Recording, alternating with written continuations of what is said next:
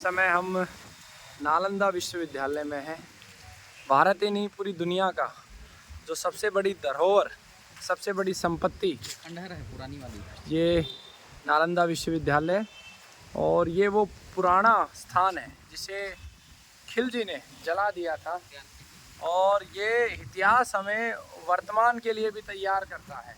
इतिहास पढ़ने का सिर्फ एक ही उद्देश्य होता है कि हम वर्तमान में सही निर्णय लें, हमारी आने वाली पीढ़ियों को प्रेरणा मिले। और बहुत ही दिव्य बरगद का वृक्ष यहाँ पर है।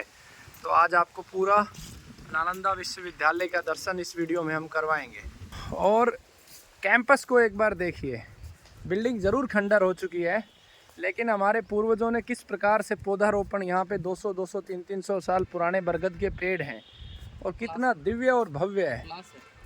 और क्लास कैसे, ये प्लास का, अच्छा ये प्लास, मेरे को लगा एक तरीके से सबसे बढ़िया क्लासरूम है। इन पेड़ों के नीचे बैठ के अगर विद्यार्थी पढ़ेगा तो उसका ऊर्जा का स्तर बहुत ही अच्छा होगा। और यहाँ पर कुछ सब ओरिजिनल ये पोस्टर्स भी लगे हुए हैं।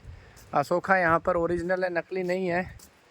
और धीरे धीरे आपको उस खंडर की तरफ लेके जा रहे हैं जो वर्तमान में आपको निर्णय लेना है कि अगर हमने सही निर्णय नहीं लिया तो आज जो हम बना रहे हैं, क्रिएट कर रहे हैं, हो सकता है राक्षस प्रवृत्ति के लोग हैं, फिर उनको नष्ट कर दें।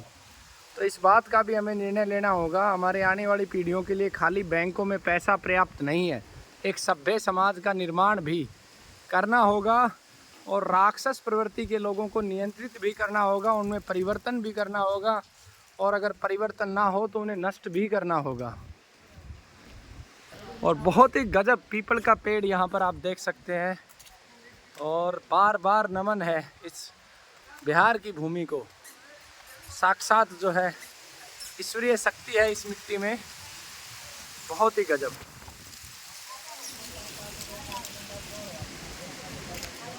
दिव्य, अद्भुत। और धीरे धीरे से ही सही हम पहुंच रहे हैं उस कमल, यहाँ पर आप देख सकते हैं। और ये 6ठी शताब्दी में भगवान महावीर एवं बुद्ध के काल में नालंदा की ऐतिहासिक जो है इस विश्वविद्यालय का निर्माण हुआ। 403 से 455 सम्राट कुमारगुप्त प्रथम के द्वारा की गई। प्राचीन युग के इस महानतम विश्वविद्यालय के रूप में प्रतिष्ठित नालंदा महावीर विहार की स्थापना गुप्त सम्राट कुमारगुप्त प्रथम 403 से 455 द्वारा की गई।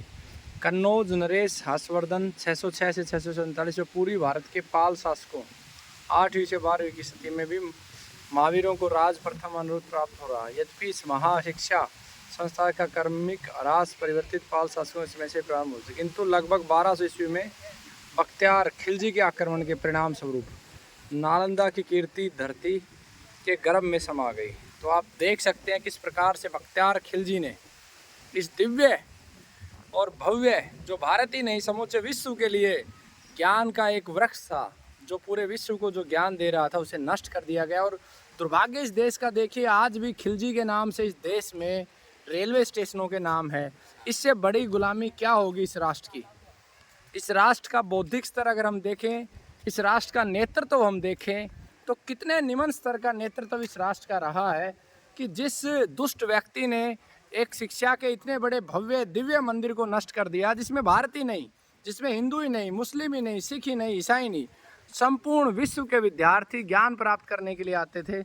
ऐसे दिव्य और भव्य स्थान को नष्ट करने वाले व्यक्ति के नाम से आज भी एक रेलवे स्टेशन है, तो इससे बुरी बात नहीं हो सकती। ऐसे व्यक्ति के नाम को तुरंत प्रभाव से सरकार को उस रेलवे स्टेशन का नाम जो है नालंदा विश्वविद्यालय के नाम पे रख दिया जाए, या अन्य महापुरुषों के नाम पे रख दिया जाए।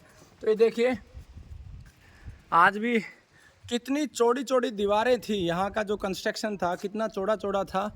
और आज भी, आज एक तरफ ईंटों की लाइफ नहीं होती रही है, कितने सालों 1200 ईस्वी में अगर नष्ट किया, कोई सीमेंट का इस्तेमाल इसके अंदर नहीं किया गया है। और अगर 1200 ईस्वी में ये बढ़ाया गया तो अब कितने वर्ष हो चुके हैं। भारत के विज्ञान और तकनीकी को देखिए कितना उच्चतम स्तर का रहा होगा।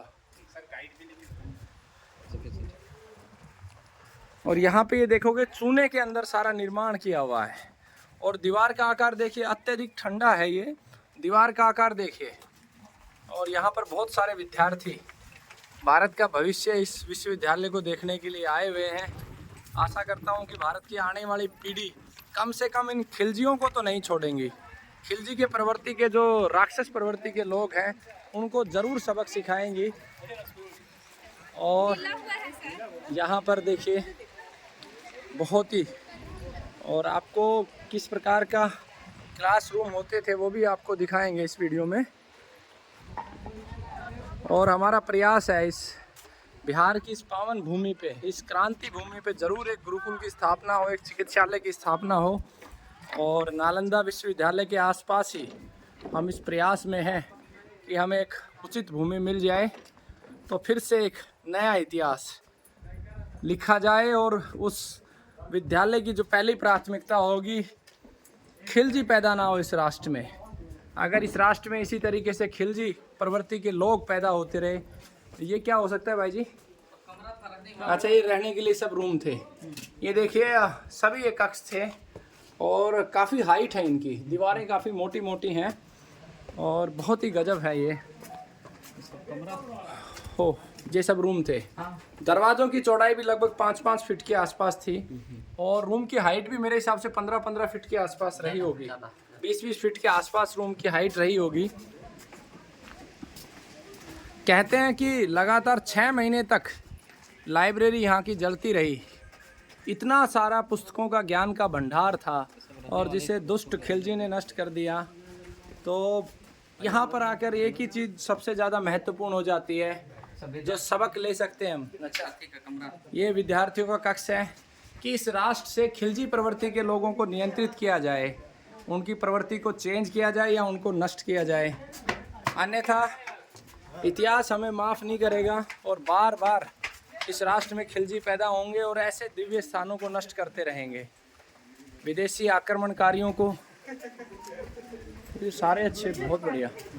और चूना देखिए, चूने की लाइफ देखिए। जो भवन 400 ईस्वी में बना था, आज हम 2024 में हैं, तो कितने साल चूने की लाइफ है और क्या विज्ञान है हमारे पूर्वजों का।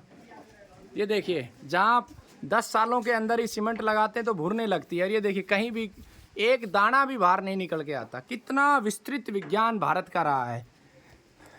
पुनः भारत को अपनी संस्कृति की ओर लौटना ही होगा।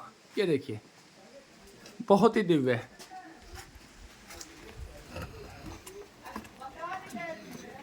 विद्यार्थियों के ही रूम है जिधर भी आप देख रहे हो।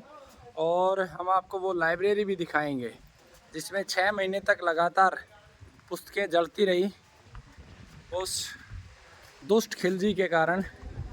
और वर्तमान में हमें जनसंख्या नियंत्रण और कॉमन मैरिज एक्ट, सबका एक विवाह, सबकी एक संतान, ये दोनों हमें प्राथमिकता के साथ जो है करनी होगी। दूसरी संतान को जन्म देने से पहले आवश्यक बहुत सारे नियम हमें बनाने होंगे इस राष्ट्र को बचाने के लिए। वहाँ तो है लेकिन विशेष इधर से